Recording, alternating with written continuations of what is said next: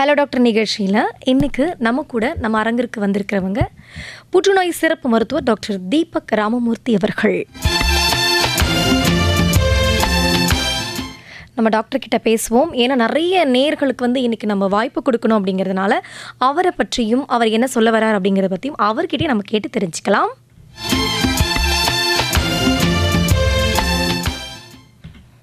வணக்கம் டாக்டர். வணக்கங்க. எப்படி இருக்கீங்க doctor? All fine, thank you. FM rainbow வானொலி மூலம் நம்மளோட கேட்டுக்கொண்டிருக்கிற லிசனர்ஸ் எல்லாருக்குமே வணக்கம் மற்றும் வாழ்த்துக்கள். புற்றுநோய் தடுப்பது எப்படி, புற்றுநோய் தடுப்பை பற்றி இன்றைக்கி பேச போகிறோம். எந்த விதமான கேள்விகளாக இருந்தாலும் சந்தேகங்களாக இருந்தாலும் தயங்காமல் கேட்கலாம். விரிவான பதில்கள் முடிஞ்ச வரை அளிக்கப்படும். சூப்பராக சொல்லியிருக்கார். ஒரே வார்த்தையில் எந்த விதமான சந்தேகங்கள் அப்படின்னாலும் நீங்கள் கேட்கலாம் அப்படின்னு சொல்லிட்டு டாக்டர் சொல்லியிருக்காங்க. முதல் சந்தேகமே நம்ம புற்றுநோய் சிறப்பு மருத்துவர் அப்படின்னு ஆரம்பித்ததுனால புற்றுநோய் அப்படின்னா என்ன அப்படின்னு நம்ம தெரிஞ்சுக்கலாம். புற்றுநோய் அப்படின்னா என்னங்க டாக்டர்? இந்த புற்றுநோய் என்பதை பற்றி நிறைய மித்ஸ் இருக்குது, நிறைய பேருக்கு நிறைய கன்ஃபியூஷன் இருக்குது, பயப்படுறாங்க. சிம்பிளாக எக்ஸ்பிளைன் பண்ணோன்னா புற்றுநோய் என்பது உடலில் செல்கள் கட்டுப்பாடின்றி வளர்வது தான் புற்றுநோய். அந்த செல்கள் ஒரு உறுப்பில் மட்டும் வளராமல் ரத்தமோ நெறி வழியாக மிச்ச உறுப்புகளுக்கு பரவக்கூடிய தன்மை உள்ள செல்கள். அந்த மாதிரி பரவும்போது அந்த ஸ்டேஜ் மாறுது. புற்றுநோய் என்பது ஜஸ்ட் ஒரு abnormal collection of cells. Okay, இப்போது நேயர்களுக்கு நான் இன்னும் நம்பரே சொல்லலை, ஆனால் அப்போவே நம்ம ஒரு நேயர் வந்தாச்சு. அவர் என்ன தான் கேட்குறாங்க அப்படின்னு சொல்லிட்டு பார்க்கலாம். வணக்கம். வணக்கம்.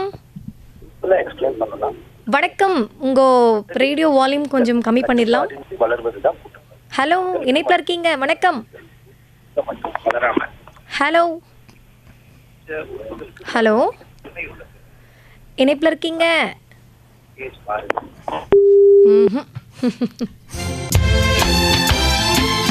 முதல் நேயர் பார்த்தீங்கன்னா ரொம்ப ஆர்வமாக வந்தார். ஆனால் கேள்வி கேட்கறதுக்கு முன்னாடியே நம்ம ரேடியோ வால்யூம் அவர் கம்மி பண்ணாதனால அவர் சரி, அடுத்த நேயர் வந்திருக்காங்க, பார்க்கலாம். வணக்கம். வணக்கம்.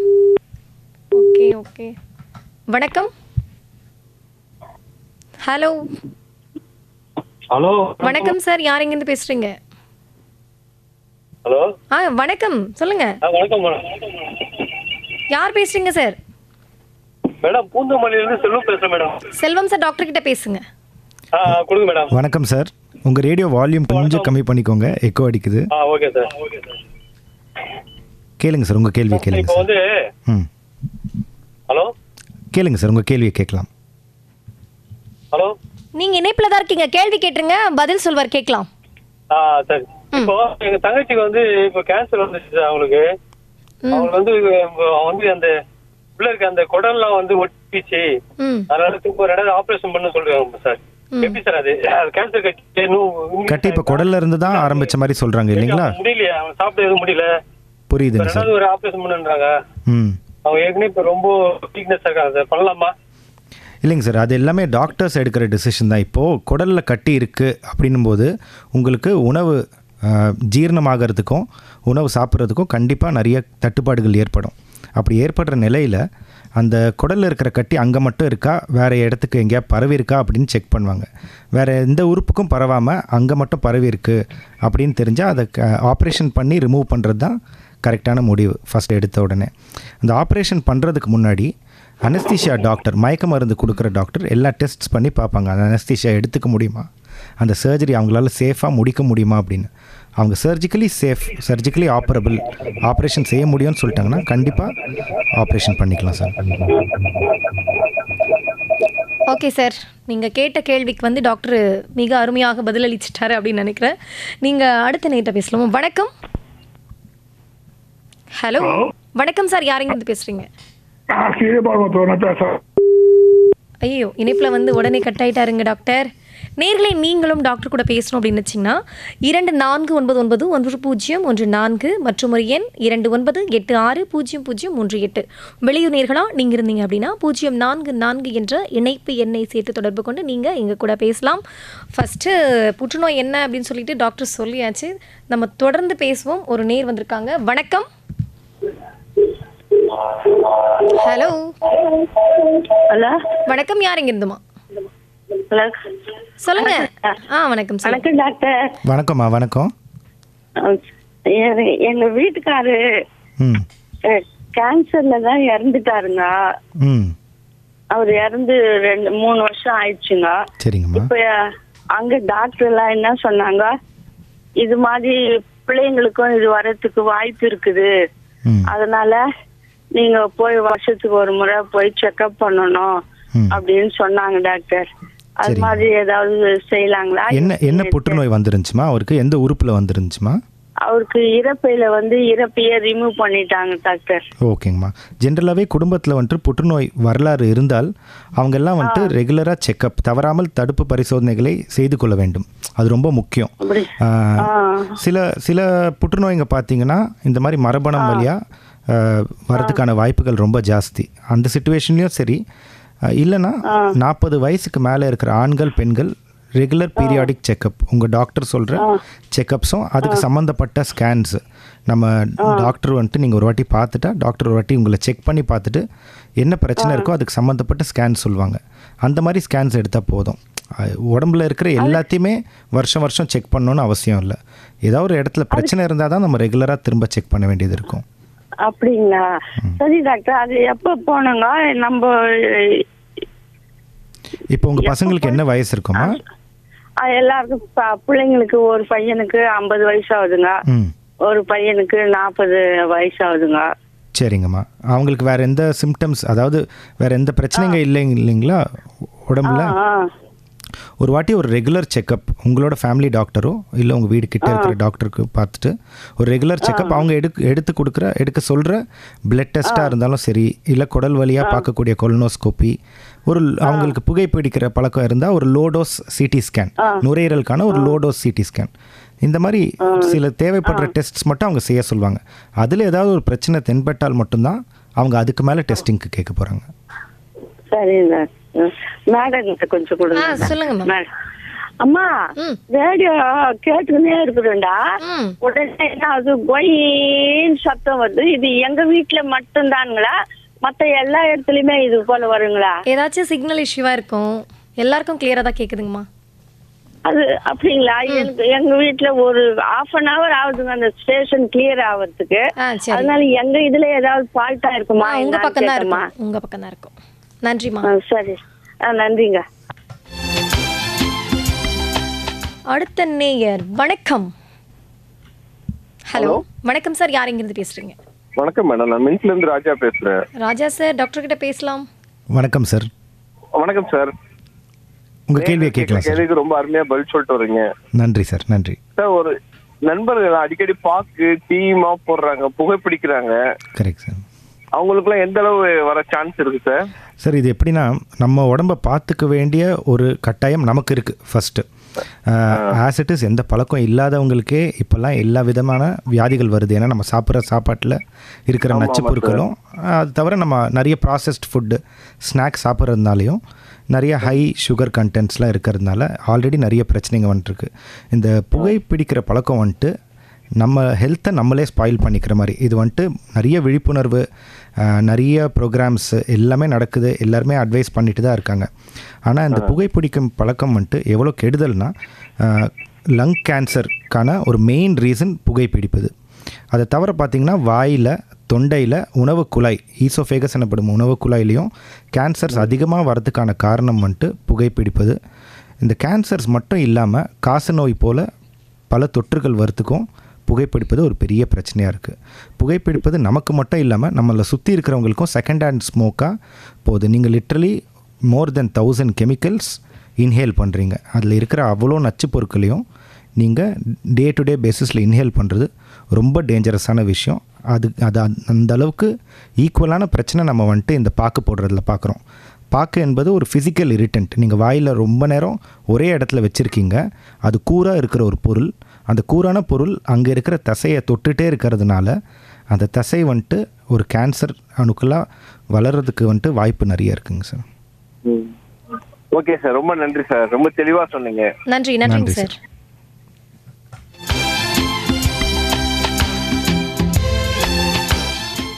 ஹலோ டாக்டர் நிகழ்ச்சி கேட்டுட்டு இருக்கீங்க. நேயர்களே, நீங்களும் டாக்டர் கூட பேசணும்னு நினைச்சீங்க அப்படின்னா 24991014 மற்றும் ஒரு எண் 29860038. வெளியூர் நேர்களாக நீங்கள் இருந்தீங்க அப்படின்னா 044 என்ற இணைப்பு எண்ணை சேர்த்து தொடர்பு கொண்டு நீங்கள் பேசலாம். அடுத்த நேயர், வணக்கம். ஹலோ, வணக்கம் சார். கட்டாயிருச்சு இதுக்கு முன்னால. ஆமா, ஸ்ரீபெரும்புதூர்ல பேச வரதராஜன் பேரு. வரதராஜன் சார், உங்களுடைய கேள்வி என்ன? எனக்கு ரைட் கால்ல கேன்சர் இருந்தது மேடம். 3 வருஷத்துக்கு முன்னாடி நான் இது எடுத்தேன், ட்ரீட்மெண்ட் எடுத்தேன் ராயப்பேட்டை ஹாஸ்பிட்டல்ல. 6 மாசம் இமோ போட்டேன். அதுக்கப்புறம் நான் என்ன ட்ரீட்மெண்ட் எடுக்கல. அதை பத்தி கொஞ்சம் டாக்டர் கிட்ட கேட்கணும் சொல்லுங்க. டாக்டர் நீங்க சொன்னது எல்லாத்தையும் கேட்டுட்டாரு. அவர் இப்போ உங்களுக்கு பதில் சொல்வாரு, நீங்க வானொலியில கேட்டுக்கோங்க. வணக்கம் சார். வணக்கம். நீங்கள் சொன்னது எல்லாமே கேட்டேன். இப்போது ஆப்ரேஷன் முடிஞ்சதுக்கப்புறம் கீமோ கொடுத்தாங்க. கதிர்வீச்சு ஏதாவது கொடுக்கணும்னு அந்த டைமில் சொல்லியிருந்தாங்களா சார்? இல்ல சார், ஆப்ரேஷன்லாம் பண்ணல நானு. ஏன்னா அந்த சதையை எடுத்து இது கேன்சர் சொன்னாங்க. Correct sir. பயாப்சி பரிசோதனை பண்ணியிருப்பாங்க, அதில் கேன்சர்னு தெரிஞ்சிருக்கும். ஈமோ போட்ட அவ்வளோதான். அதுதான். சரிங்க சார். அவங்க உங்கள் ராயப்பேட்டா ஹாஸ்பிட்டலில் அவங்க என்ன சொல்லியிருந்தாங்க சார் இந்த கீமோக்கு அப்புறம்? அதுக்கப்புறம் ஈமோ போட்டேன் நான். அதுக்கப்புறம் நான் கண்டினியூ பண்ணல சார், அதை விட்டு அப்படியே விட்டுட்டேன் நான். கண்டிப்பாக இது தவறு சார். ஏன்னா வந்துட்டு உங்களுக்கு ராயப்பேட்டா ஹாஸ்பிட்டலில் வந்துட்டு எல்லா விதமான ட்ரீட்மெண்ட் ஃபெசிலிட்டிஸும் அவைலபிளாக இருக்குது. சர்ஜரி சார், எனக்கு வந்து அட்டெண்டர் இல்லை. அட்டெண்டர் இல்லை, அதை விட்டு நான் போய் எடுக்கல சார். ட்ரீட்மெண்ட் எடுக்கல, அதுதான் சார், வேற ஒன்றும் இல்லை. ஒரு வாட்டி இப்போ போய் உங்கள் டாக்டர்ஸே ஒரு வாட்டி மீட் பண்ணிவிடுங்க சார். மீட் பண்ணால் ஃபஸ்ட்டு அவங்க என்ன பண்ணுவாங்கன்னா, இப்போ ட்ரீட்மெண்ட் முடிஞ்சு இத்தனை நாள் ஆயிருக்கிற இல்லைங்களா, ட்ரீட்மெண்ட் கொடுத்ததோட வெளிப்பாடு இப்போ இருக்கிற ப்ரெசன்ட் சிச்சுவேஷனை உங்கள் உடம்பு ஒரு ஸ்கேன் எடுத்து செக் பண்ணுவாங்க. செக் பண்ணிவிட்டு என்ன பண்ணணும் என்ன பண்ணக்கூடாதுன்றது அவங்க கிளியராக எக்ஸ்பிளைன் பண்ணிவிடுவாங்க. ஏன்னா ட்ரீட்மெண்ட்ன்றது வந்துட்டு உங்களுக்கு புற்றுநோய் சிகிச்சை என்பது கீமோ கொடுக்கறதோ சர்ஜரி பண்ணுறதோ கதிர்வீச்சு கொடுக்கறதோ மட்டும் இல்லை, உங்களுக்கு 3மே சேர்ந்து தேவைப்படும் மோஸ்ட் ஆஃப் த பேஷண்ட்ஸ்க்கு. காஞ்சிபுரத்தில் போய் பார்க்கலாமா சார்? காஞ்சிபுரத்தில் போய் பார்க்கலாமா? தாராளமாக பார்க்கலாம் சார். காஞ்சிபுரத்தில் இருக்கிற ரீஜனல் கேன்சர் சென்டரும் கவர்மெண்ட்டோட சென்டர் தான். தாராளமாக அங்கே பார்க்கலாம். காரப்பேட்டையில் இருக்குங்க சார். அங்கே ஸ்கேன் கார்டெலாம் இருக்குல்ல சார்? சிடி ஸ்கேன்லாம் இருக்குதுல்ல? எல்லாமே இருக்குங்க sir. All facilities are available. Okay sir, போய் பார்க்கலாம் sir. Thank you Varadarajan sir. Okay madam. இது ஹலோ டாக்டர் நிகழ்ச்சியில் புற்றுநோய் சிறப்பு மருத்துவர் டாக்டர் தீபக் ராமமூர்த்தி அவர்கள் நம்முடைய அரங்கிற்கு வந்து நேயர்களுடைய கேள்விகள் அனைத்திற்குமே வந்து பதில் சொல்லிகிட்டே இருக்காரு. நேயர்களே, நீங்களும் வந்து உங்களுடைய கேள்விகளை எங்களிடம் கேட்கலாம். தொலைபேசி எண்கள் திரும்பவும் நான் சொல்கிறேன், 2499101014 மற்றும் ஒரு எண் 29860038. வெளியூர் நேர்களாக நீங்கள் இருந்தீங்க அப்படின்னா 044 என்ற இணைப்பு எண்ணை சேர்த்து தொடர்பு கொண்டு நீங்கள் எங்கள் கூட பேசலாம். அடுத்த நேயர், வணக்கம். ஹலோ. ஹலோ, வணக்கம் மேடம். வணக்கம், இணைப்பில் இருக்கீங்க. எங்க அண்ணார் வந்து காலமாயி 10 வருஷம் ஆச்சு. சரிங்க சார். அவர் வந்து ப்ரோஸ்டேட் கேன்சர்ல இறந்துட்டாரு. அவருக்கு ஒரே ஒரு டாக்டர் இருக்காங்க. அவங்களுக்கு ஏதாவது செக் பண்ணணுமா? உங்க பெயர் சொல்லவே இல்லைங்களையா? அவருக்கு எங்க குடும்பத்துல யாருக்கும் கேன்சர் வரல. சரிங்க. அவருக்கு மட்டும் தான் வந்து காலமாயிட்டாரு. இதுக்கு டாக்டர் வந்து ஆலோசனை கூடணும். நீங்கள் அந்த கேட்டுட்டு தான் இருக்காங்க. வணக்கம் சார். நீங்கள் கேட்ட கேள்வியை கேட்டேன். ப்ராஸ்டேட் உறுப்பில் வரக்கூடிய கேன்சர்ஸ் வந்துட்டு மென்னுக்கு மட்டும் வரக்கூடிய, ஆண்களுக்கு மட்டும் வரக்கூடிய ஒரு கேன்சர். ஏன்னா அந்த ப்ராஸ்டேட் உறுப்பு ஆண்களுக்கு மட்டும்தான் இருக்குது. ஜென்ரலாக ப்ராஸ்டேட் கேன்சர் என்றது வந்துட்டு வம்சாவரியாக வருவதில்லை. பட் இருந்தாலுமே வீட்டில் ஒரு ஃபேமிலி, ஒரு பிளட் ரிலேட்டிவ்க்கு கேன்சர் இருக்கிற பட்சத்தில் நான் முன்னாடியே சொன்ன மாதிரி குடும்பத்தில் இருக்கிற எல்லாருமே அவேராக இருக்கிறது நல்லது தான். ரெகுலர் செக்கப்ஸ், இப்போ அவங்க டாக்டருக்கு வந்துட்டு 40 வயசுக்கு மேலே ஆகியிருந்தால் அவங்க பிரெஸ்ட் கேன்சர் மற்றும் கர்ப்பப்பை புற்றுநோய் இந்த ரெண்டுத்துக்கும் செக் பண்ணிக்கணும். மேமோகிராம் எனப்படும் ஒரு சிறிய ஸ்கேனும் அதோடு சேர்த்து பேப்ஸ்மியர் எனப்படும் ஒரு டெஸ்ட்டும் ஒரு வாட்டி செஞ்சுட்டு அந்த டெஸ்ட் ரிப்போர்ட் பார்த்துட்டு அது எவ்வளோ ஃப்ரீக்வெண்ட்டாக பண்ணணும், 3 வருஷத்துக்கு ஒரு வாட்டி பண்ணணுமா இல்லை 5 வருஷத்துக்கு ஒரு வாட்டி பண்ணணுமான்றது அந்த டைமில் டிசைட் பண்ணிக்கலாம் சார். ரொம்ப நன்றி ஐயா. நன்றிங்க சார். அடுத்த நேயர், வணக்கம். அம்மா வணக்கம், வாழ்க வளமுடன். வணக்கம் ஐயா, பேர் சொல்லுங்க.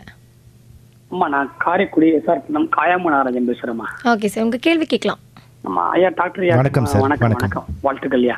ஐயா, பொதுவாகவே நமக்கு கேன்சர் லேசா வந்து ஆரம்பிச்சிருச்சுங்கிறத நம்மளோட இன்னர் ஆர்கன்ஸ் எது என்ன ஐயா நமக்கு சொல்லி கொடுக்க இன்ஃபர்மேஷன் என்ன கொடுக்கும், அதை நம்ம எப்படி விழிப்புணர்வு தெரிஞ்சுக்கலாம். நீங்க சொல்லுங்க ஐயா, நான் ரேடியோ மூலம் கேட்டுக்கிறேன். நன்றியா, வாழ்த்துக்கள். நன்றிங்க. ரொம்ப நல்ல கேள்வி கேட்டிருக்காரு. அதாவது கேன்சர் வந்துட்டு எவ்வளோ சீக்கிரம் நம்ம கண்டுபிடிக்க முடியும் அப்படின்னு கேட்டிருக்காரு. கேன்சர் வந்துட்டு கண்டுபிடிக்கிறதுக்கான எக்ஸ்டர்னலாக உங்களுக்கு கட்டி வளர்ந்து அது 14 நாள்லேயோ 15 நாள்லேயோ சரியாகலைன்னு வச்சுக்கோங்க, அதுவாக கீழே குணமடையல அப்படின்னா அந்த டைமில் அந்த கட்டிங்கில் நம்ம டெஸ்ட் பண்ணி பார்க்கணும். ஆண்களுக்கு மெயினாக வாய் நாக்கு சுற்றி சின்ன அல்சர்ஸ், நான் ஹீலிங் அல்சர்னு சொல்லுவாங்க. ஒரு அல்சர் வந்துட்டு 2 வாரத்துக்கு மேலே குணமடையாமல் இருந்தால் நீங்கள் ஒரு டென்டிஸ்ட்டை மீட் பண்ணி அவங்க மருந்து கொடுத்து, இல்லை டாக்டரை மீட் பண்ணி மருந்து கொடுத்தோம் அது வந்துட்டு குறையாமல் இருந்தால் அந்த மாதிரி அல்சர்ஸை செக் பண்ணணும். இன்னொன்று பெண்களுக்கு வந்துட்டு சுய பரிசோதனை, மார்பக சுய பரிசோதனை மாதத்துக்கு ஒரு வாட்டி பண்ணிக்கணும். அந்த மாதிரி பண்ணும்போது ஏதாவது ஒரு கட்டி தென்பட்டால் அந்த கட்டி எவ்வளோ சைஸில் இருக்குதுன்னு நோட் பண்ணிவிட்டு ஒன்று பக்கத்தில் இருக்கிற டாக்டரை மீட் பண்ணணும், இல்லைனா அடுத்த மாதம் அந்த கட்டி இன்னும் எக்ஸ்ட்ரா சைஸில் வளருதான்னு செக் பண்ணிக்கணும். அந்த மாதிரி வளர்கிற பட்சத்துலேயும் மகப்பேறு மருத்துவரை பார்த்து என்ன பண்ணணுன்றது அந்த மாதிரி பார்த்துக்கலாம். இந்த மாதிரி சின்ன சின்ன சிம்டம்ஸ் நிறைய இருக்குது. ஒரு நான் ஹீலிங் அல்சர், ஒரு ஸ்வெல்லிங், அதாவது அல்சர் காயாத அல்சர், இன்னொன்று கட்டிங்க வளர்றது, ஆசனவாய் வழியாக மோஷன் பாஸ் பண்ணும்போது ரத்தம் வருது, யூரின் பாஸ் பண்ணும்போது ரத்தம் வருது, இதெல்லாம் கொஞ்சம் symptoms which we can find cancer very easily. இந்த மாதிரி சிம்டம்ஸ் வந்துட்டு நம்ம ஃபஸ்ட்டே பார்த்துட்டு அதுக்கேற்ற ட்ரீட்மெண்ட் இல்லை அதுக்கேற்ற டெஸ்ட்ஸ் பண்ணும்போது நமக்கு இன்னும் கொஞ்சம் chances of finding it earlier. இன்னொன்று நம்ம வந்துட்டு இருமல், வறட்டு இருமல் இல்லைனா சளியுடன் கூடிய இருமல், ரொம்ப நாளாக இருமல் இருக்கும்போது சளியில் ரத்தம் பார்க்கறது, இந்த மாதிரி சிம்டம்ஸும் நம்ம கொஞ்சம் கேர்ஃபுல்லாக ஹேண்டில் பண்ண வேண்டியது இருக்குது. ஹலோ, வணக்கம் சார், யாருங்கிருந்து? வணக்கம் மேடம். டாக்டர் இருக்காங்களா? பேசலாம் மேம். வணக்கம் சார். ஒரே ஒரு கொஸ்டின் சார் கிட்ட பேசணும். சார், இப்போ எங்களுக்கு தெரிஞ்ச ரொம்ப க்ளோஸ் ரிலேட்டிவ் ஒருத்தவங்களுக்கு தைராய்டு கேன்சர், லேடி பேஷண்ட்டுக்கு. சரிங்க சார். அதே மாதிரி அவங்க ஹஸ்பண்டுக்கு பாத்தீங்கன்னா வந்துட்டு ஒரு ஸ்டமக் கேன்சர் இருக்கு. சரிங்க. அவங்க பசங்க என்ன ட்ரீட்மெண்ட் எடுக்கணும் சார்? பசங்க வந்துட்டு இப்போது அவங்க 2 பேர் ட்ரீட்மெண்ட் எடுத்துகிட்டு இருக்காங்க இல்லைங்களா? இல்ல, அவங்க ஒருத்தர் இறந்துட்டாங்க, ஹஸ்பண்ட் இறந்துட்டாங்க, மேடம் வந்து தைராய்டு கேன்சர் சர்வைவரா இருக்காங்க. Correct sir. இப்போ அந்த பசங்க வந்துட்டு நத்திங் ஸ்பெசிஃபிக், ஒரு 40 இயர்ஸ்க்கு அப்புறம் நான் சொன்ன மாதிரி ஜென்ரல் செக்கப்ஸ் பண்ணிக்கிறது ரொம்ப இம்பார்ட்டண்ட். ஒரு மாஸ்ட்ரல் செக்கப் அந்த டெஸ்ட் பண்ணாலே உங்களுக்கு அதில் வந்துட்டு இந்த பிளட் டெஸ்ட்ஸ், சிபிசி எனப்படும் கம்ப்ளீட் பிளட் கவுண்ட். என்ன மாதிரி பிளட் டெஸ்ட்னு சொல்றீங்களா சார்? கண்டிப்பா சார், நான் ஒரு டாக்டரா கேக்குறேன், அதான் தப்பா எடுத்துக்காதீங்க. உங்களோட ஸ்கூல்ல படிச்ச பையன் சார் நானு. Doctor Abhilash. Hello. Bonus surgeon. Sure Abhilash. But ஆனா இப்போ நம்ம ரேடியோல இப்படி பேச முடியாது. பட் எப்படி சார் நம்ம எப்படி கண்டுபிடிக்கிறது? ஒரு டாக்டராக்கே ஒரு கஷ்டமா இருக்க ஒரு நிலைமையில தான் நான் இவ்வளவு நேரம் வெயிட் பண்ணி 1 hour வெயிட் பண்ணி கால் பண்றேன். நிஜமாலுமே ஒரு டாக்டருக்கு புரிதல் இல்ல, ஒரு மற்ற டாக்டருக்குமே புரிதல் இல்ல. ஏன்னா எப்படி நம்ம கண்டுபிடிக்கிறது, என்ன பிளட் டெஸ்ட், எப்படி ஒருத்தரை காப்பாத்துறதுன்றது, கேன்சர் டாக்டர் கிட்ட போறதுக்கு முன்னாடி எப்படி நம்ம காப்பாத்துறதுக்காக உங்ககிட்ட கேட்கறேன். Sure doctor Abhilash. So basically 4 tests ரொம்ப இம்பார்ட்டண்ட்டாக சொல்லுவோம். ஒன்று மேமோகிராம், பேப்ஸ்மியர் உமனுக்கு. மென்னுக்கு வந்துட்டு கொலனோஸ்கோப்பி எனப்படும் test, low dose CT scan of the chest, அதாவது நுரையீரலுக்கான லோடோஸ் செஸ்ட் சிடி. இந்த 4 டெஸ்ட்ஸ் தவிர பார்த்தீங்கன்னா பிளட் டெஸ்ட் வகையில் வந்துட்டு கம்ப்ளீட் பிளட் கவுண்ட், அதாவது உடம்புல வந்துட்டு இரும்பு சத்து எவ்வளோ இருக்குது, வெள்ளை அணுக்களோட லெவல் எவ்வளோ இருக்குது, பிளேட்லெட்ஸோட லெவல் எவ்வளோ இருக்குது, இது அந்த கம்ப்ளீட் பிளட் கவுண்ட் சொல்லிடும். அதை தவிர உங்களுக்கு எல்எஃப்டி, லிவர் ஃபங்க்ஷன் டெஸ்ட்ஸ், இந்த ஈரலுக்கான புற்றுநோய் வந்துட்டு ரொம்ப ஜாஸ்தியாக இருக்குது, அது செக் பண்ணுறதுக்காக இந்த எல்எஃப்டி டெஸ்ட் ரொம்ப ஹெல்ப்ஃபுல்லாக இருக்கும். இந்த டெஸ்ட் பண்ணாலே எனக்கு தெரிஞ்சு மோர் தென் இன்னும். அது தவிர எப்படியும் உங்களுக்கு ஒரு அல்ட்ராசவுண்ட் அப்டமன் எடுத்துருவாங்க. இந்த பேசிக் டெஸ்ட்ஸில் ஏதோ ஒரு பிரச்சனை ஏதோ ஒரு உறுப்பில் இருந்தால் அந்த உறுப்பை வந்துட்டு செக் பண்ணுறதோ, இல்லை அந்த உறுப்புக்கான டியூமர் மார்க்கர்ஸ், பிளட்லேயே டியூமர் மார்க்கர்ஸ் எனப்படும் டெஸ்ட் இருக்குது. கேன்சர் கட்டி உடம்புல இருந்தால் சில ரத்த அணுக்கள் ஜாஸ்தியாக இருக்கும், இல்லை ரத்தத்தில் சில ப்ரோட்டீன்ஸ் ஜாஸ்தி இருக்கும், அதை செக் பண்ணுறதுக்கான டியூமர் மார்க்கர் டெஸ்ட்ஸ். அந்த டெஸ்ட்ஸை வந்துட்டு என்ன பிரச்சனை இருக்கோ அதுக்கு ஏற்ற மாதிரி எடுத்துக்கலாம். ஓகேங்க சார், தேங்க்யூ சார். சார், இன்னொரு விஷயம் சார், மக்களுக்கு ஒரு விஷயம் மட்டும் சொல்லிடுங்க. டாக்டர் முறையில் உங்ககிட்ட ஒரு அணுகுமுறையாக கேட்குறேன். நிறைய பேர் நினைச்சாலும் கேன்சர்னால ரேடியோ தெரப்பி, கீமோதெரப்பி, பாய்சனிங் அப்படின்னு நினைக்கிறாங்க. அதுக்கும் ஒரு சேஃபா என்ன நடந்துட்டு இருக்கு, என்ன பண்ணிட்டு இருக்கோன்ற மட்டும் கொஞ்சம் சொல்லிட்டீங்கன்னா அவங்களுக்கு ஒரு கம்ஃபர்டபுளா இருக்கும். ஏன்னா பச்சையில கட்டுறது, மஞ்சள் சாப்பிடுறது, இந்த வேப்பலை சாப்பிடுறது அப்படின்னு சொல்லிட்டு ட்ரீட்மெண்ட் எடுத்துட்டு இருக்காங்க. நீங்க எனக்காக சொல்லிட்டீங்கனாலும் ஒரு டாக்டர் மூலியமா மற்ற டாக்டர் கிட்ட நீங்களா ஒரு டாக்டரா சொல்லிட்டீங்கன்னா அதுவும் ஒரு விழிப்புணர்வா இருக்கும் சார். ரொம்ப நன்றி டாக்டர் அபிலாஷ், நீங்க கேட்டதுனால எனக்கும் இட் பிகம்ஸ் ஈஸியர் அதை பத்தி சொல்றதுக்கு. ஏன்னா நம்ம கிட்ட வரவங்க மற்ற எல்லா ட்ரீட்மெண்ட் முடிச்சு வந்தது அப்புறம் நம்மளால எந்த ஸ்டேஜ் பாக்குறோன்ற கண்டுபிடிக்க முடியல சார். ஸ்டேஜ் 4 வந்தா நம்ம காப்பாற்ற முடியாதுன்ற மக்களுக்கும் தெரியுது, நம்மளுக்கும் தெரியுது. பட் ஆரம்ப நிலையிலேயே அவங்களுக்கு கஷ்டமா இருக்கப்ப நம்ம காப்பாத்திடலாம்ல சார்? கரெக்ட், கண்டிப்பா சார், கண்டிப்பா. Right sir, thank you sir. Thank you ma'am. So treatments பொறுத்த வரைக்கும் இப்போ டாக்டர் அபிலாஷ் சொன்ன மாதிரி வெரி கிளியர்லி எவ்வளோ சீக்கிரம் நம்ம ஒரு கேன்சர் கட்டியை வந்துட்டு கண்டுபிடிக்கிறோமோ அதை குணப்படுத்துறதுக்கான ஒரு நிலை வந்துட்டு நமக்கு ரொம்ப ஈஸியாக வந்துடுது. ஸ்டேஜ் 1 ஸ்டேஜ் 2ல் வந்துட்டு அந்த கேன்சர் கட்டி ஒரு இடத்துல மட்டும் வளருது, வேறு உறுப்புகளுக்கு பரவாமல் இருக்குது. ஸ்டேஜ் 3 எனப்படும் மோஸ்ட்டாக ஸ்டேஜ் 3னா சுற்றி இருக்கிற நெறிக்கட்டிங்களுக்கு பரவி இருக்குது. ஸ்டேஜ் 4னு அவர் சொன்னார் இல்லைங்களா, அந்த ஸ்டேஜ் 4 வந்துட்டு ஒரு உறுப்புலேருந்து இன்னொரு உறுப்புக்கு போகிறது. இப்போ நுரையீரலில் இருக்கிற ஒரு கட்டி நுரையீரலில் மட்டும் இல்லாமல் அங்கேருந்து மூளைக்கு பரவுறது, லிவருக்கு பரவுறது, இல்லை எலும்புகளுக்கு பரவுறது. அந்த மாதிரி ஒரு சுச்சுவேஷனில் நம்ம அந்த கேன்சரை குணப்படுத்த முடியாது, கட்டுப்படுத்த தான் முடியும். இப்போ என்ன ஆகுதுன்னா, நிறைய பேர் வந்துட்டு கேன்சர்னு தெரிஞ்சதுக்கப்புறமே இந்த ட்ரீட்மெண்ட்ஸ்லாம் பெரிய ட்ரீட்மெண்ட்ஸாக இருக்குமோ இல்லை அதனால் வரக்கூடிய சைடு எஃபெக்ட்ஸ்க்கு பயந்து எங்ககிட்ட கரெக்டான டைமுக்கு வராமல் இருக்காங்க. ஸ்டேஜ் 1 ஸ்டேஜ் 2ல் கண்டறியப்பட்டாலும் அதுக்கு மேலே நம்ம போய் வேறு ஏதாவது ஆயுர்வேதிக் ஆர் நேட்டிவ் ட்ரீட்மெண்ட்ஸ் எடுத்துக்கலாம் அப்படின்னு எடுத்துகிட்டு அவங்க எங்ககிட்ட வரதே ஒரு ஸ்டேஜ் 4ல் வராங்க. அப்போ எங்களால் வந்துட்டு ஃபஸ்ட்டு சொல்ல முடியுது, நீங்கள் இன்னும் கொஞ்சம் சீக்கிரம் வந்திருந்தா we could have try to cure that. இப்போ கண்ட்ரோல் மட்டும்தான் பண்ண முடியுது. அதே மாதிரி உங்களுக்கு ஸ்டேஜ் ஜாஸ்தி ஆக ட்ரீட்மெண்ட்டோட செலவுகளும் ஜாஸ்தி ஆகிடும். ஏன்னா யூஸ் பண்ணுற மருந்துங்களோட வீரியமும் விலையும் ஜாஸ்தி ஆகிடும். அவர் கேட்ட மாதிரி கேன்சர் ட்ரீட்மெண்ட் வந்துட்டு 3 வகை மெயினாக. ஒன்று சர்ஜரி, அறுவை சிகிச்சை, அது எல்லாருக்குமே தெரியும், ஆப்ரேஷன் பண்ணி எடுக்கிறது. ரெண்டாவது வேதியியல், கீமோதெரப்பி. இந்த கீமோதெரப்பி பற்றி நிறைய ஒரு கன்ஃபியூஷன் இருக்குது. கீமோதெரப்பின்றது உங்களுக்கு டேப்லெட் வழியாகவும் கொடுக்கலாம், இன்ஜெக்ஷன் வழியாகவும் கொடுக்கலாம். இன்ஜெக்ஷனில் வந்துட்டு ட்ரிப்ஸ் பாட்டில் எப்படி உங்களுக்கு ஏற்றுறாங்களோ, ஹாஸ்பிட்டல் போனால் சலைன் ட்ரிப்ஸ் எப்படி ஏற்றுறாங்களோ அந்த சலைன் ட்ரிப்ஸ்லேயே வந்துட்டு நம்ம கீமோதெரப்பி மருந்தை மிக்ஸ் பண்ணி ரத்தம் வழியாக, ரத்த குழாய்கள் வழியாக கொடுக்குற ஒரு மருந்து தான். அது உடம்பு ஃபுல்லாக அந்த மருந்து ரத்தத்தோடு சேர்ந்து கலந்து பரவி எங்கெல்லாம் அந்த செல்ஸ் இருக்கோ அந்த செல்ஸை கட்டுப்படுத்த ஹெல்ப் பண்ணும். கதிர்வீச்சு பற்றியும் நிறைய ஒரு கன்ஃபியூஷன் இருக்குது. கதிர்வீச்சு நிறைய பேர் என்ன நினைக்கிறாங்கன்னா, கொலோக்கியலாக சொல்கிறது வந்துட்டு கரண்ட் வைக்கிறது. இந்த கரண்ட் வைக்கிறதுன்னு சொன்னதுனால எல்லாருக்குமே ஒரு ஃபியர். இது வந்துட்டு நம்ம போனால் வயர் வைப்பாங்களோ, ஷாக் அடிக்குமோ, கருத்துருவோம் ஃபுல்லாக அப்படின்லாம் ஒரு பயம் இருக்குது.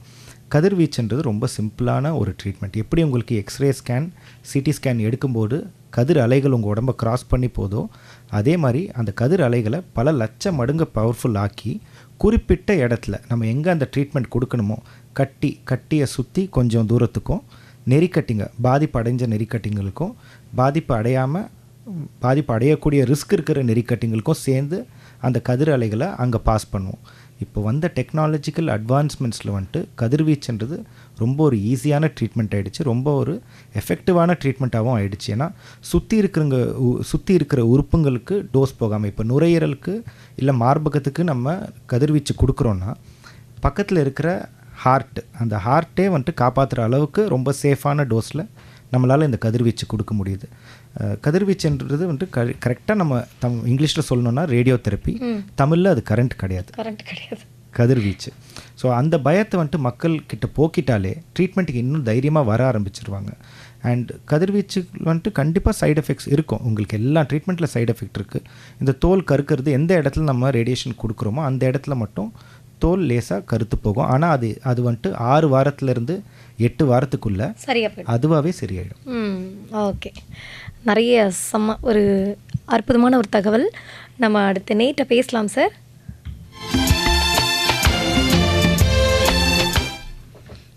வணக்கம். Hello madam. வணக்கம் மேடம். வண்டல் வந்து போரஸ் பேசுகிறேன் மேடம். போரஸ் டாக்டர் கிட்ட பேசுங்க. வணக்கம் சார். சார் வணக்கம் சார். கேளுங்க சார் உங்கள் கேள்வியை. சார் என்னோட அண்ணன் பையன் வயசு 56 வயசுங்க சார். சரிங்க சார். அவர் முதுகு வலின்னு சொல்லிட்டு அடிக்கடி ட்ரீட்மெண்ட் போயிட்டு இருந்தாரு. இங்கே லோக்கல் டாக்டர்ஸ் போனாரு. அவங்க அந்த டைம்ல ஊசி போட்டு கொஞ்சம் ட்ரீட்மெண்ட் பண்ணாங்க, சரியாயிடுச்சுன்னு சொன்னாங்க. அதுக்கப்புறம் திடீர்னு பார்த்தா போன மாசம் இறந்துட்டார் சார். அவங்க டேட்டே சொல்லிட்டாங்க, இந்த டேட்ல இறந்துருவாரு அவங்களுக்கு கேன்சர்னு. ஓகேங்க சார். சார் ஃபர்ஸ்டே கண்டுபிடிக்க முடியாது சார் அவங்க. அதான் சார், நான் இப்போ உங்ககிட்ட முன்னாடி சொன்ன மாதிரி நம்ம கரெக்டான டெஸ்ட்ஸ் உடம்பை கரெக்டாக பார்த்துக்கிட்டு வரக்கூடிய சின்ன சின்ன சிம்டம்ஸ், இப்போது முதுகு வலி வரத்துக்கு முன்னாடி வேறு ஏதாவது சிம்டம் இருந்திருக்கும்.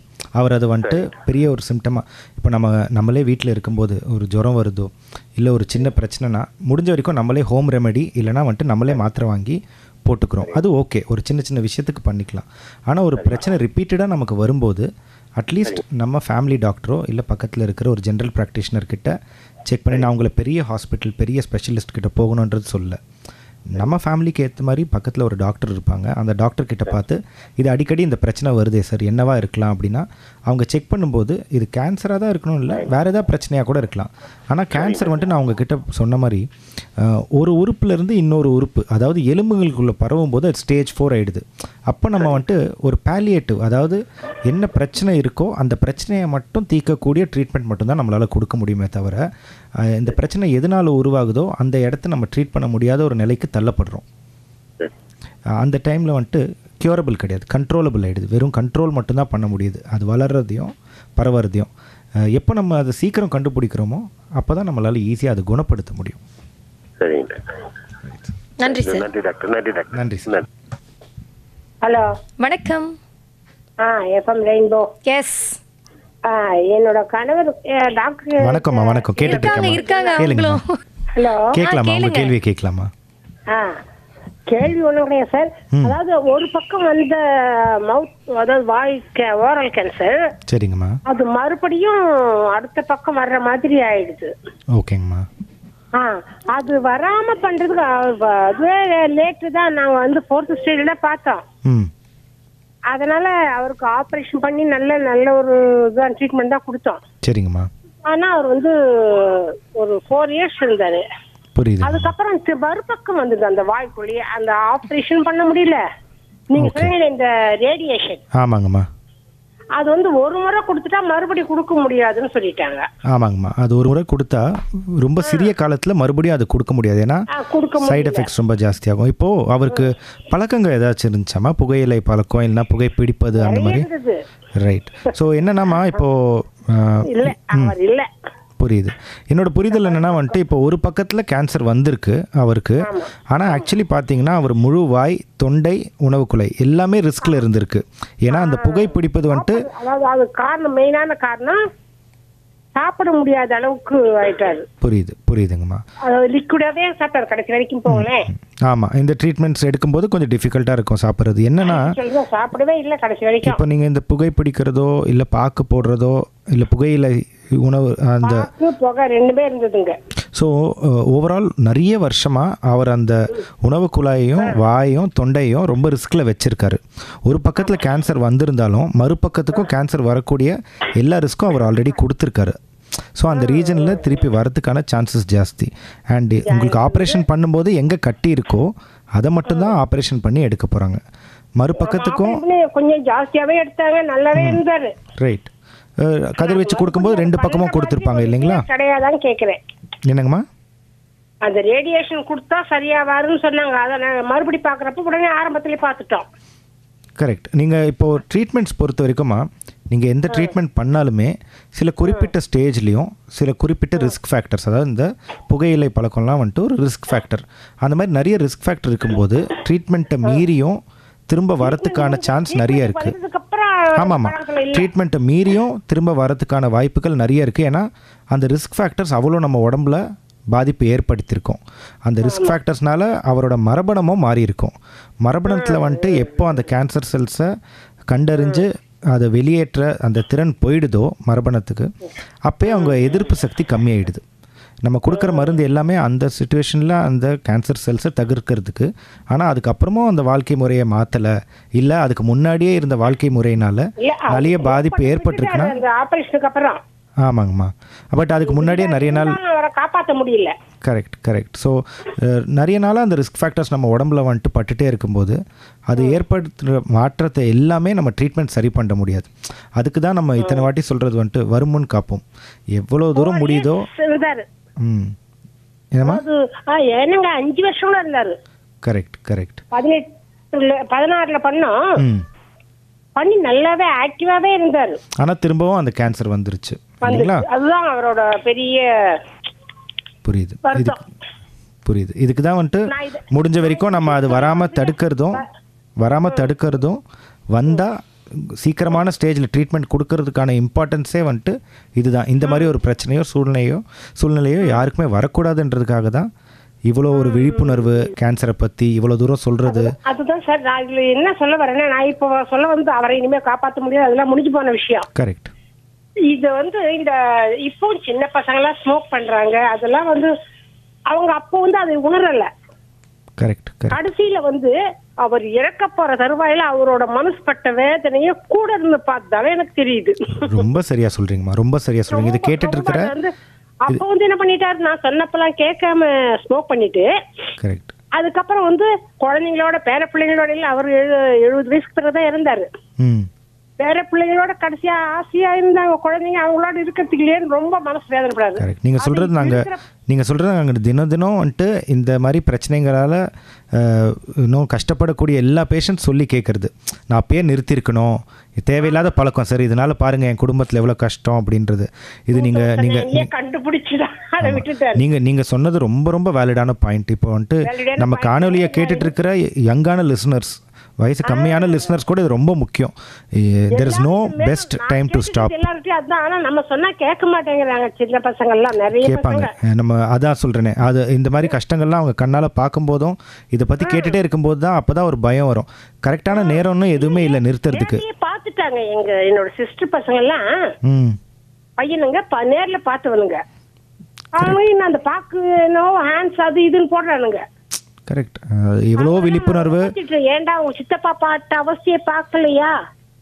அதுல அந்த கேன்சர்ல வந்து பெரிய விஷயம் என்னன்னா, சாரி சார் நான் உங்களுக்கு டைம் வேஸ்ட் பண்றேன், அதாவது உயிரோட இருந்தும் சாப்பிட முடியாம அது எவ்வளவு பெரிய வேதனை தெரியுங்களா? கண்டிப்பாமா, கண்டிப்பா புரிஞ்சுக்க மாட்டேங்கிறாங்க. இல்ல இந்த பழக்கம் இருக்கிற எல்லாருமே வந்துட்டு ஒரு 2 நாள் கவர்மெண்ட்டில் இருக்கிற கேன்சர் ஹாஸ்பிட்டலில் வந்து கேன்சர்னால பாதிக்கப்பட்டவங்களும் அவங்க குடும்பமும் எவ்வளோ கஷ்டப்படுதுன்னு பார்த்துட்டாங்கன்னா திரும்ப அந்த பக்கமே போக மாட்டாங்க. நீங்கள் சொன்ன பாயிண்ட்ஸ் ரொம்ப வேலிடான பாயிண்ட்ஸ். அதுதான் பெரிய வருத்தமே. கண்டிப்பா கண்டிப்பா. அதுதான் இந்த பப்ளிக் நான் சொல்ல வர்றது அதுதான். ரொம்ப நன்றி. யாரும் அப்படி பண்ணாதீங்க. நன்றிமா, நன்றிமா, ரொம்ப நன்றிமா. சரிங்க டாக்டர், இவங்க சொன்ன ஒரு கருத்து அப்படியே இந்த நிகழ்ச்சிக்கான ஒரு மெயினான விஷயமே இதுதான். ஏன்னா கடைசி நேரம் தான், அந்த கடைசி நேரத்துல என்ன பட்டாங்க கஷ்டம் அப்படிங்கறது அவங்க தெரியுது. இதை முன்னாடி யோசிச்சிருந்தா நிறைய ஃபேமிலி கண்டிப்பாக இது ஃபேமிலி கஷ்டன்றது ஒரு சைடு, ஃபினான்ஷியலாக ஒரு கஷ்டம், செலவுன்ற கஷ்டமும் ஜாஸ்திடும். அந்த ஏஜில் வந்துட்டு அவ்வளோ காசை புரட்டி செலவு பண்ணுறது ட்ரீட்மெண்ட்டுக்கு, ஹெல்த்தியாக இருக்கிறது வந்துட்டு ஒரு கிஃப்ட். அது நம்மளே வந்துட்டு சில பழக்கங்களால், புகைப்பழக்கம், மது பழக்கத்தினால நம்மளே நம்ம உடம்பை கெடுத்துக்கிறோம். அந்த கெடுத்துக்கிறது வந்துட்டு நமக்கே நம்ம வந்துட்டு ஃப்யூச்சரில் வச்சுக்கிற ஒரு பெரிய ப்ராப்ளம். ஓகே, நம்ம அடுத்த நேரம் கேட்கலாம். வணக்கம். வணக்கம் மகேஸ்வரி மேடம். வணக்கம் சார், யார் இங்க பேசுறீங்க? ராயப்பேட்டை வெங்கட். வாங்க வெங்கட் சார், டாக்டர்கிட்ட பேசலாம். வணக்கம் வெங்கட் சார். வணக்கம். Good evening sir. Good evening. Good afternoon and good evening. S sir. இப்போ இது வந்து கட்டியை வந்து நீங்க டிடெக்ட் பண்ணி ஆஸ்பிரேட் பண்ணி டெஸ்டிங் போட்டு நம்ம கண்டுபிடிக்கிறோம் கேன்சர் கட்டியா இல்லையான்னு. கண்டிப்பா. ஸ்டேஜ் 1. Yes sir. இப்போ blood cancer how to detect, what are the symptoms? Correct sir. Blood cancer தெரியாது. பிளட் கேன்சர் கேட்குறீங்களா சார்? பிளட் கேன்சர் ரத்தத்தில் வர புற்றுநோய். ஆமாம் சார். Correct sir. இப்போ ரத்தத்தில் வர புற்றுநோய்ங்க வந்துட்டு mostly tends to be leukaemias and lymphomas. இந்த லுக்கீமியா அண்ட் லிம்ஃபோமா வந்துட்டு வெரி வெரி நான் ஸ்பெசிஃபிக். நீங்கள் கேட்டது ரொம்ப கரெக்டான கேள்வி. இப்போ ஒரு கட்டி வளரும்போது அந்த கட்டி வந்துட்டு நம்மளால் பார்க்க முடியும், தொட்டால் உணர முடியும். ஆனால் ரத்தத்தில் வர மாற்றங்கள் வந்துட்டு எப்படி தெரியும்னா, வெள்ளை அணுக்கள் வீதம் ஜாஸ்தி ஆகும்போது அன்எக்ஸ்பிளைன்ட் ஃபீவர், அதாவது எந்த காரணம் இல்லாமல் அடிக்கடி ஜுரம் வந்துக்கிட்டே இருக்குது அப்படின்ற சிச்சுவேஷனில் any doctor will do a blood test, CBC எனப்படும் பிளட் டெஸ்ட். அதில் வெள்ளை அணுக்களோட லெவல் எவ்வளோ இருக்குன்னு பார்ப்பாங்க. வெள்ளை அணுக்களோட லெவல் வந்துட்டு 4000லேருந்து 11000 இருக்கணும். ரொம்ப ஜாஸ்தியாக 20,000க்கு மேலே, 50,000க்கு மேலே, 1,00,000 அந்த மாதிரிலாம் கூட சில சுச்சுவேஷனில் பார்க்குறோம். அந்த மாதிரி சுச்சுவேஷனில் பார்க்கும்போது நமக்கு ஒரு டவுட் வருது, வெள்ளை அணுக்கள் சம்மந்தப்பட்ட கேன்சராக இருக்கலான்னு. அந்த சுச்சுவேஷனில் ஸ்மியர் அப்படின்னு ஒன்று செய்வாங்க. ஸ்மியர்ன்றது பிளட்டை வந்துட்டு ஒரு பிளேட்டில் வச்சு ஒரு ஸ்லைடு, அந்த ஸ்லைடில் வச்சு பேத்தாலஜிஸ்ட் லேபில் அந்த ஸ்லைடை பார்த்து அந்த செல்ஸ் வெள்ளை அணுக்கள் கரெக்டான ஷேப் அண்ட் சைஸில் தான் இருக்கான்னு செக் பண்ணுவாங்க. கரெக்டான ஷேப் அண்ட் சைஸில் இல்லாமல் அளவுக்கு அதிகமாக வளர்ந்தோ அளவுக்கு அதிகமாக ஷேப் மாறி இருந்தால் அப்போ அது பிளட் கேன்சராக இருக்க சான்ஸ் இருக்குது. அப்போ தான் அவங்க அந்த டெஸ்டிங். ஸோ ரொம்ப நான் specific symptoms like unexplained fever, காரணமே இல்லாமல் ஜுரம் அடிக்கடி வர்றது, இம்யூனிட்டி ரொம்ப லோவாக இருக்கிறது, பாடியில் வந்துட்டு அங்கங்கே பிளாக் கலரில் ஸ்பாட்ஸ் வருது, பிளேட்லெட்ஸ் கம்மியாகிறதுக்கான ஒரு சைனாக இருக்கலாம். இந்த மாதிரி நான் ஸ்பெசிஃபிக் சைன்ஸ் வச்சு தான் பிளட் கேன்சர்ஸை நம்மளால் கண்டுபிடிக்க முடியுதுங்க சார். ஆனால் அது ஸ்டேஜ் 4ல் தான் நம்ம டிடெக்ட் போகிறோம். அதனால் கேஸ் வந்து ஃபெயிலியர். என்னென்னா சார், இப்போ உங்களுக்கு பிளட் கேன்சர்ஸில் வந்துட்டு இந்த சாலிட் டியூமர்ஸ், அதாவது நம்ம மார்பகத்துலேயோ இல்லை நுரையீரல்லையோ வாயிலையோ வர கட்டிங்க மாதிரி அதெல்லாம் சாலிட் டியூமர்ஸ்னு சொல்லுவோம். அதில் இருக்கிற ஸ்டேஜிங் பிளட் கேன்சருக்கு வராது. பிளட் கேன்சருக்கு அந்த கேன்சர் செல்ஸோட லெவல்ஸை வச்சு ஸ்டேஜிங். ஸோ நம்ம முடிஞ்ச வரைக்கும் எல்லாருமே வந்துட்டு இந்த திரும்ப இந்த சில சிம்டம்ஸ் இருக்கும்போது செக் பண்ணாமல் கொஞ்சம் டிலே பண்ணோன்னா அந்த செல்ஸ் ஜாஸ்தி ஆகும்போது அதோட ஸ்டேஜ் ஆர் டைப் வந்துட்டு மாறுது. கண்டிப்பாக. ஓகே ஓகே வெங்கட் சார், சூப்பராக கொஷின் கேட்டீங்க. நன்றி. தேங்க்யூ. தேங்க்யூ டாக்டர், நீங்கள் இப்போ நேர்களுக்கு என்ன சொல்ல விரும்புகிறீங்க? புற்றுநோய் வந்துட்டு பயப்பட வேண்டிய ஒரு விஷயம் கிடையாது. நம்ம அலர்ட்டாக இருக்கணும், அவேராக இருக்கணும். ஆனால் ஃபியர், அதாவது பயம் இருக்கக்கூடாது. புற்றுநோய் என்பது ஆரம்ப நிலையில் கண்டுபிடிச்சா கண்டிப்பாக குணப்படுத்தக்கூடிய ஒரு விஷயம். இதை தடுக்கிறதுக்கு என்ன பண்ணலான்னு தான் ஆக்சுவலி இன்றைக்கி டாக் ஸ்டார்ட் பண்ணோம். கொஷின்ஸும் நிறைய வந்துட்டு இருந்துச்சு. புற்றுநோயை அழிக்கிறது வந்துட்டு நம்ம மனதில் ஃபஸ்ட்டு அது பதிவு பண்ணிக்கணும். கண்டிப்பாக புற்றுநோயை வராமல் தடுக்க முடியும் நம்மளால். அந்த வராமல் தடுக்கிறது வந்துட்டு எப்படின்னா ஒரு ஆரோக்கியமான வாழ்க்கை முறை இருக்கணும். ஆரோக்கியமான வாழ்க்கை முறை என்பது இந்த மது புகைப்பழக்கம் இல்லாமல் இருக்கிறது மெயின். அதை தவிர வந்துட்டு உணவு ரீதியாக பார்த்திங்கன்னா பச்சை காய்கறிகள், பழங்கள், சிறுதானியங்கள் நிறைய சேர்த்துக்கிட்டு அல்ட்ரா ப்ராசஸ்ட் ஃபுட்ஸ், அதாவது நமக்கு பிளாஸ்டிக் கவரில் வரக்கூடிய இந்த ஸ்நாக்ஸ், முடிஞ்ச அளவுக்கு இந்த பிளாஸ்டிக் கவரில் வரக்கூடிய ஸ்நாக்ஸ் வந்துட்டு எல்லாமே அல்ட்ரா ப்ராசஸ்ட் ஃபுட்ஸாக தான் இருக்கும். அதை அவாய்ட் பண்ண ஆரம்பித்தாலே நமக்கு தேவையில்லாத ஆக்சிடேட்டிவ் ஸ்ட்ரெஸ்ன்றது உடம்புல நடக்காது. இந்த ஆக்சிடேட்டிவ் ஸ்ட்ரெஸ்ன்றது உடம்புல இருக்கிற அணுக்களை வந்துட்டு ரொம்ப பாதிக்கும். பல மடங்கு அது பாதிப்பு நடந்துகிட்டே இருக்கும்போது அந்த செல்ஸ் எப்படி வேணாலும் வீரியம் மாறுறதுக்கு வாய்ப்பு இருக்குது. இந்த மாதிரி விஷயங்களை தடுத்து அதே நேரத்தில் உடல் பயிற்சின்றது வந்துட்டு உங்களுக்கு ஒரு நாளுக்கு அரை மணி நேரமாச்சும் அட்லீஸ்ட் வாக்கிங் இல்லை யோகா, அப்படி இல்லைன்னா ஏதோ ஒரு ஸ்போர்ட் விளையாடுறது. நிறைய பேர் இப்போ பேட்மிண்டன், ஷட்டில் காக் விளையாடுறாங்க, டென்னிஸ் விளையாடுவது, கிரிக்கெட், ஃபுட்பால் விளையாடுவது. இதெல்லாம் ரொம்ப ஒரு ஈஸியான வழி நம்ம வந்துட்டு எக்ஸசைஸ் பண்ணுறதுக்கு. எக்ஸசைஸ்னால் ஜிம்முக்கு தான் போய் பண்ணணும்னு அவசியம் கிடையாது.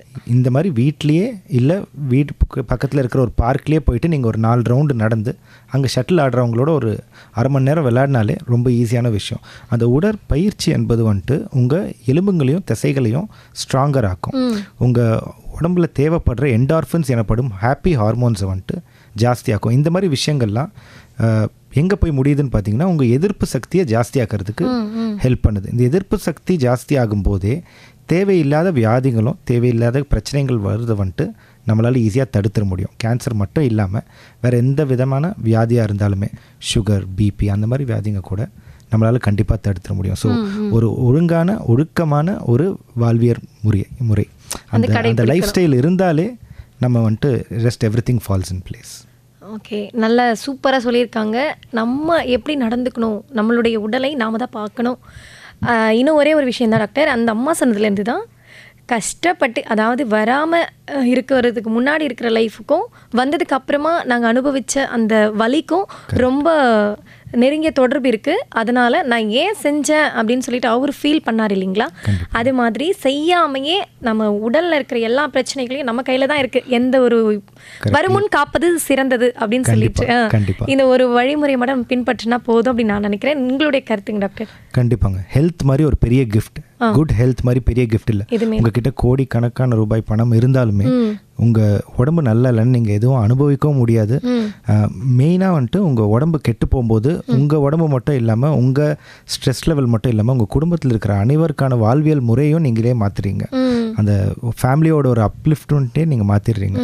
ஸோ நம்ம ஹெல்த்தியாக இருக்கிறது நமக்கு மட்டும் இல்லை, நம்ம ஃபேமிலிக்கும் ரொம்ப இம்பார்ட்டன்ட். ஏன்னா நம்மளை சுற்றி இருக்கிறவங்களும் நம்மளை அப்படிங்கிறதுனால எல்லாருக்குமே ஹாப்பினஸாக நம்ம கொடுக்கணும்னா ஃபர்ஸ்ட் நம்ம ஹாப்பியாக இருக்கணும், ஹெல்த்தியாக இருக்கணும். சூப்பராக முடிச்சிருக்கீங்க. Thank you so much doctor.